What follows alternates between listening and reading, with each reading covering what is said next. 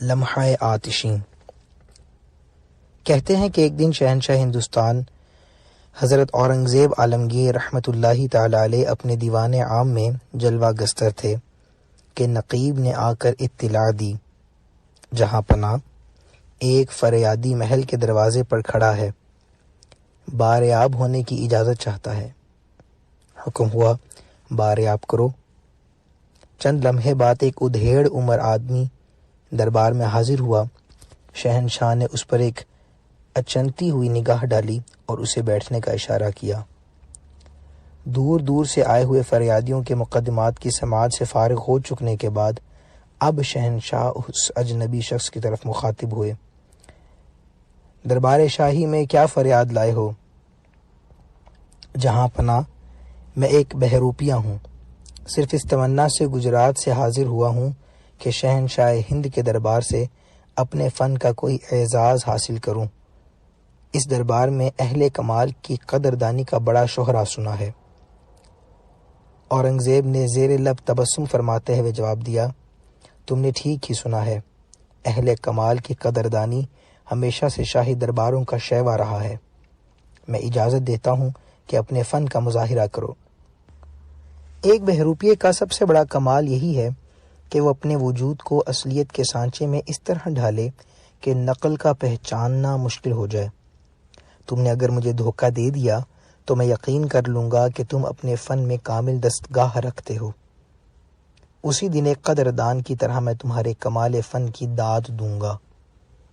شہنشاہ کا جواب سن کر خوشی خوشی بہروپیہ دربار سے رخصت ہوا اور اپنی قیام گاہ پر پہنچ کر کئی دن سوچتا رہا کہ کون سا روپ اختیار کیا جائے کہ بادشاہ کو بھرپور دھوکہ دیا جا سکے۔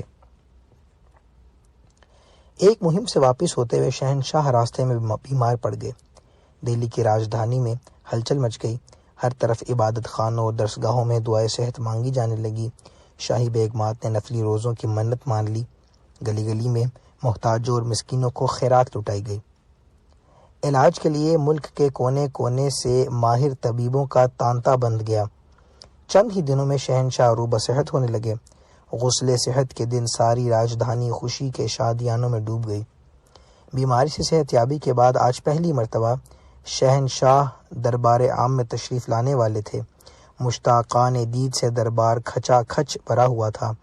آنکھیں پھاڑے ہوئے ہر شخص بادشاہ کی آمد کا منتظر تھا کہ اتنے میں نقیبوں نے آواز دی، سارا دربار سر و قد کھڑا ہو گیا۔ مبارکباد اور ایام اقبال کی دعاؤں کی گونج میں شہنشاہ تخت آبنوس پر جلوہ افروز ہوئے۔ اسی درمیان میں ایک چوبدار نے آ کر خبر دی، جہاں پناہ کی علالت مزاج کی خبر ایران تک پہنچ گئی ہے۔ علاج کے لیے شاہ ایران نے اپنا خصوصی طبیب دربار عالی میں حاضر کیا ہے، وہ باریاب ہونے کی اجازت چاہتا ہے۔ شہنشاہ نے اس خبر کا خیر مقدم کرتے ہوئے اسے باریاب ہونے کی اجازت مرحمت فرمائی۔ سارے درباری ایران کے شاہی طبیب کو دیکھنے کے لیے متوجہ ہو گئے۔ تھوڑی ہی دیر بعد حکمائے یونان کی دستار و عبا میں ایک بوڑھا شخص نمودار ہوا۔ اس کی پیشانی سے حکمت و دانائی کی ذہانت ٹپک رہی تھی۔ اس کے پیچھے غلاموں کی ایک لمبی قطار تھی جن کے سروں پر دوائیوں کے چھوٹے بڑے صندوق رکھے ہوئے تھے۔ سارا دربار شاہ ایران کے جذبہ ہمدردی کے ستائش سے گونج اٹھا۔ شہنشاہ تھوڑی دیر تک نظر جمائے ہوئے آنے والے کو دیکھتے رہے۔ ایران کا طبیب جیسے ہی پابوسی کے لیے آگے بڑھا، شہنشاہ نے مسکراتے ہوئے کہا، میں نے تمہیں پہچان لیا۔ یہ جواب سنتے ہی مارے شرم کے بہروپیہ پانی پانی ہو گیا۔ اسے اپنے فن کی ناکامی پر اتنا قلق ہوا کہ الٹے پاؤں وہ دربار سے واپس لوٹ گیا۔ ایک عرصہ دراز تک وہ اپنی شکست کے غم سے نڈھال رہا۔ آنکھوں کی نیند اڑ گئی، پھر آہستہ آہستہ اس نے اپنے ٹوٹے ہوئے حوصلوں کو جوڑ کر کھڑا کیا۔ آج رمضان مبارک کی 29 تاریخ تھی۔ غروب آفتاب کے بعد دور افق مغرب پر ہلال عید کے تمنائیوں کی نگاہیں جم گئیں۔ چند ہی لمحے بعد شور اٹھا، عید کا چاند نظر آ گیا۔ قلعہ معلیٰ سے توپیں سرد ہوئیں اور سارا شہر مسرت و نشاط کی بارشوں میں نہا گیا۔ ہر طرف عید کی چہل پہل شروع ہو گئی۔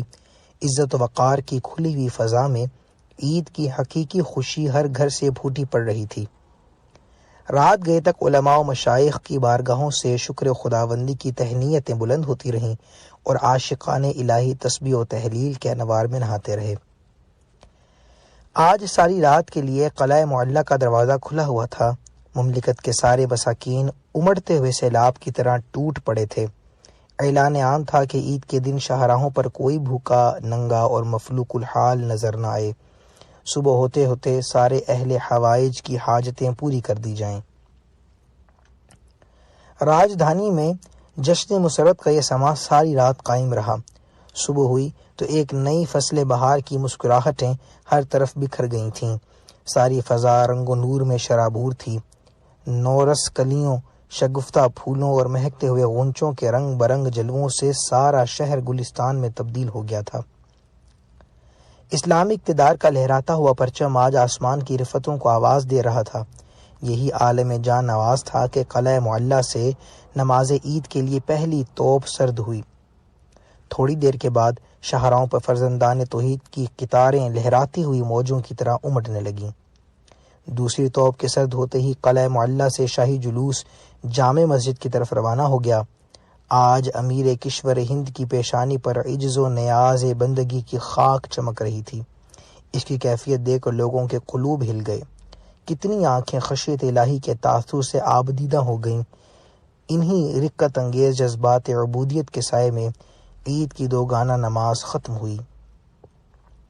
خطبہ و معانقہ سے فارغ ہو کر مسرتوں کے پھول بکھیرتے ہوئے فرزندان اسلام کا یہ امڑتا ہوا ہجوم اپنے اپنے گھروں کی طرف روانہ ہو گیا۔ قلعہ معلیٰ کی ایک پرانی رسم تھی کہ نماز عید کے بعد والیان ریاست اور رؤسائے مملکت کی طرف سے شہنشاہ کے حضور میں نظر گزاری جاتی تھی۔ اب اس کی تیاریاں شروع ہو گئی تھیں۔ قیمتی تحائف اور بیش بہا جواہرات کے تھال لیے ہوئے نوابوں، راجاؤں اور جاگیرداروں کی منڈیاں قلعہ معلیٰ کی طرف بڑھ رہی تھیں۔ صدر دروازے سے لے کر دیوان عام تک محل کا سارا حصہ دلہن بنا ہوا تھا۔ نقیبوں کی صداؤں کی گونج میں شہنشاہ دیوان عام میں تشریف لائے۔ تخت آبنوس پر جلوہ گستر ہوتے ہی سلامی اور عید کی مبارکباد کا شور بلند ہوا۔ والیان ریاست اور رؤسائے مملکت اپنی اپنی کرسیوں پر ایک قطار میں بیٹھے ہوئے تھے۔ باری باری ایک ایک کر کے سب نے شہنشاہ کے حضور اپنی اپنی نظر پیش کی۔ اخیر میں ترکستان کا ایک جوہری اٹھا۔ اس نے شہنشاہ کے حضور میں ایک چھوٹا سا صندوق پیش کرتے ہوئے کہا، اس میں بدخشاں کا وہ لال شب چراغ ہے جو 1000 سال تک مریخ کی خنک چاندنی پر پرورش پاتا رہا، تب جا کر آج اسے پائے گاہ عالی تک پہنچنے کا اعزاز حاصل ہوا ہے۔ کوکبہ اقبال کی تابندگی سلامت رہے۔ بزم فلک کا یہ پروردہ نگینہ اس وقت روئے زمین پر ایسا ہی منفرد اور لا شریک ہے جیسے جہاں پناہ کی سطوت شاہانہ۔ شبہائے تار کی روشنی، دیدہ عقل کا چراغ، چمنستان آرزو کا لالا، بہت سارے ناموں سے ترکستان کے جواہریوں نے اسے موسوم کیا ہے۔ فرما روائے ہند کے حضور میں یہ تحفہ نایاب پیش کرتے ہوئے آج میری مسرت کی کوئی انتہا نہیں ہے۔ یہ کہتے ہوئے صندوق کو پائے گاہ شاہی میں رکھ کر جیسے ہی واپس لوٹنا چاہا تھا کہ شہنشاہ عالم اورنگزیب عالمگیر نے زیر لب تبسم فرماتے ہوئے جواب دیا، اس بار بھی ہم نے تمہیں پہچان لیا۔ یہ الفاظ تیر کی طرح اس کے دل میں ترازو ہو گئے۔ عالم اضطراب میں بڑی مشکل سے وہ اپنے آپ کو سنبھال سکا۔ اس بار کی چوٹ اتنی گہری تھی کہ بہت دنوں تک اس کے دل کا زخم رستا رہا۔ 1000 شکست و ریخت کے بعد بھی اس بار اس نے اپنا حوصلہ ٹوٹنے نہیں دیا۔ پھر کچھ دنوں کے بعد اس کے فن کی غیرت جاگ اٹھی اور آخری بار وہ اپنی قسمت آزمانے کے لیے اٹھ کھڑا ہوا۔ کچھ ہی عرصہ بعد دکن کے علاقے سے یہ خبر موصول ہوئی کہ وہاں بہت سے راجاؤں نے خود مختاری کا اعلان کر دیا ہے اور وہ بغاوت کے لیے اٹھ کھڑے ہوئے ہیں۔ مقتضائے وقت کے مطابق آتش بغاوت فرو کرنے اور باغیوں کو کیفر کردار تک پہنچانے کے لیے بذات خود دکن کی مہم پر روانگی کا ارادہ فرما لیا۔ ملک کے گوشے گوشے سے ایک عظیم لشکر کی ترتیب کا کام شروع ہو گیا۔ ساری تیاریاں مکمل ہو جانے کے بعد ایک معین تاریخ پر شہنشاہ کی روانگی طے پا گئی۔ آج صبح سویرے حضرت اورنگزیب عالمگیر ایک لشکر جرار اپنے جلوس میں لیے روانہ ہو گئے۔ جن جن گزرگاہوں پر سے شہنشاہ اورنگزیب گزرتے تھے سارے علاقے میں دھوم مچ جاتی تھی۔ سفر کا روٹ آبادیوں اور شہروں سے ہٹ کر زیادہ تر پہاڑیوں اور جنگلوں کو عبور کرتے ہوئے بنایا گیا تھا۔ صبح و شام موصول ہونے والی اطلاعات کے مطابق یہ مہم نہایت سنگین ہوتی جا رہی تھی۔ باغیوں کے چھوٹے چھوٹے حلقے آپس میں متحد ہوتے جا رہے تھے۔ اسی طرح دکن میں ایک باغیانہ قوت مستحکم ہوتی جا رہی تھی۔ اس لیے اس سفر میں ہر دوسرے تیسرے پڑاؤ پر نئی کمک فوج میں شامل ہوتی جا رہی تھی۔ حضرت اورنگزیب عالمگیر طبعاً بزرگان دین اور اولیاء مقربین کے ساتھ گہری عقیدت رکھتے تھے، اس لیے دستور یہ تھا کہ راستے میں جہاں جہاں بھی کسی بزرگ کا مزار ملتا قافلہ روک کر مزار پر حاضری دیتے، فاتحہ پڑھ کر فتح و نصرت کی دعائیں مانگتے اور روانہ ہو جاتے۔ دوران سفر ایک پہاڑی سلسلے کو عبور کرتے ہوئے ایک جگہ سے گزرے تو دیکھا کہ کئی ہزار انسانوں کا ہجوم لگا ہوا ہے۔ خیموں اور پھونس کے جھوپڑوں کی ایک بستی بس گئی ہے۔ کوہسار کے ویرانوں میں آدمیوں کا یہ میلہ دیکھ کر شہنشاہ کو بڑی حیرت ہوئی۔ دریافت کرنے پر معلوم ہوا کہ قریب ہی پہاڑی کی کھوہ میں ایک خدا رسیدہ بزرگ ہیں جن کی زیارت اور حصول فیض و برکت کے لیے مہینوں سے یہاں میلہ لگا ہوا ہے۔ سینکڑوں بندگان خدا یہاں سے فیض یاب ہو کر واپس لوٹے ہیں۔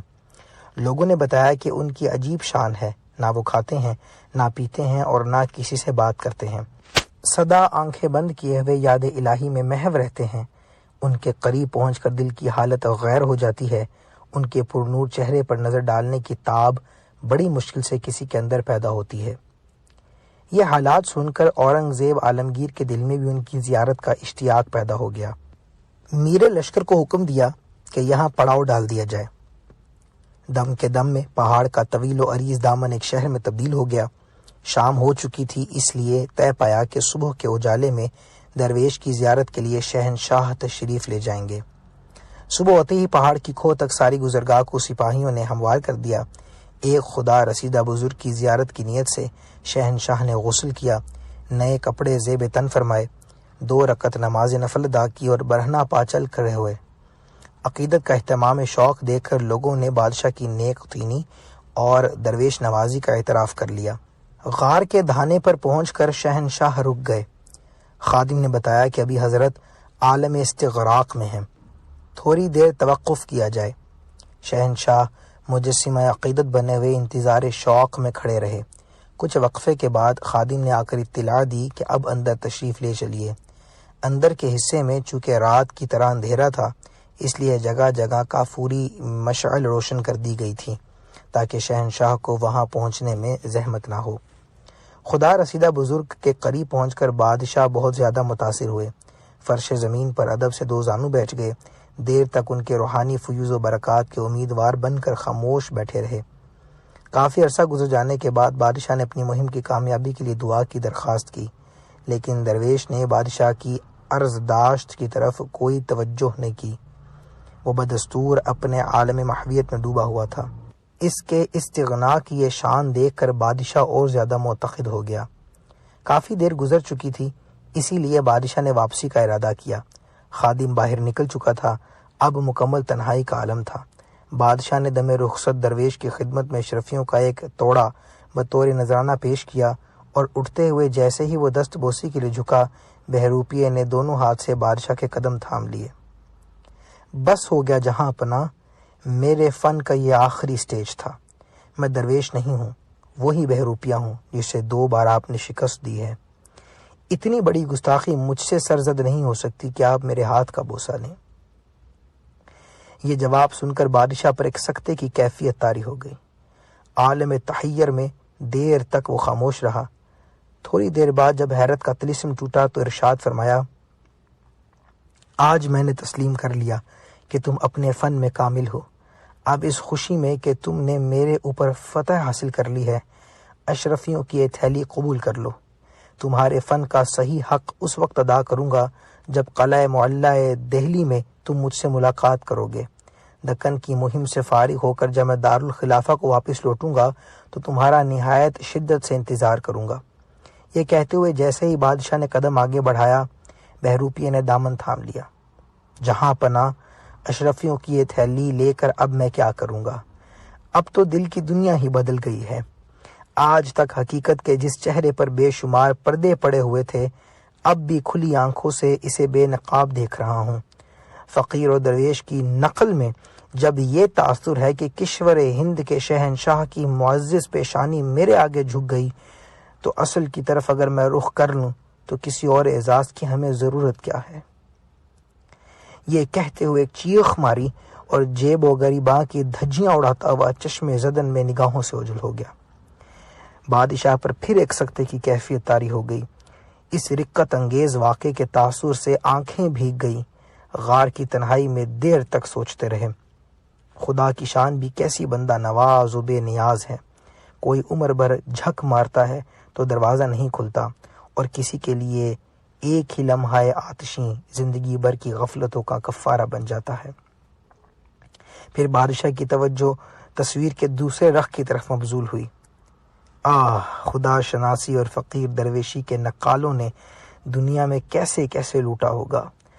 کون جانتا ہے اس راہ کا فریب خوردہ ایک میں ہی نہیں تھا۔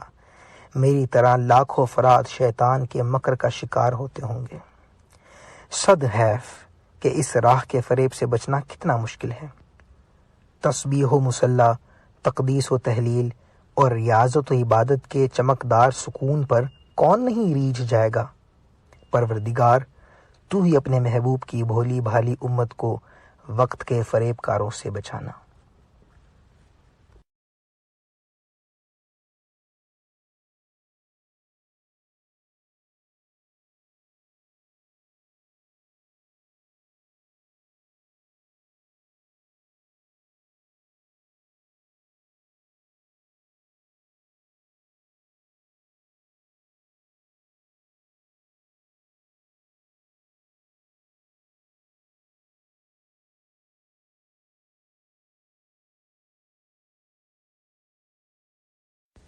لمحہ آتشیں۔ کہتے ہیں